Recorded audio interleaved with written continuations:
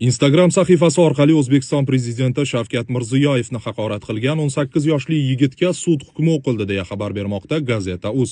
Qayd etilishicha, mazkur ish 18-sentyabr kuni jinoyat ishlari bo'yicha Ohangaron shahar sudida ko'rib chiqilgan.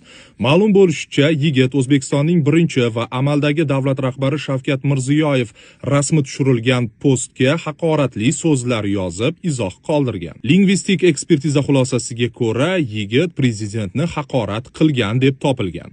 Sudda so'z berilgan 18 yoshli yigitdan nega aynan bunday qilganligi so'ralganida esa u bundan hech qanday maqsadi yo'qligini, faqatgina oqibatini o'ylamaganligini tan olgan. Sud majlisi yakunida O'zbekiston Respublikasi Jinoyat kodeksining 158-moddasiga muvofiq yigitga 2 yil muddatga ozodlikni cheklash jazosi tayinlangan. Bu videoni turli xil postlar ostida har xil bo'lar-bo'lmas izoh yozadigan do'stingizga albatta yuborib qo'ying.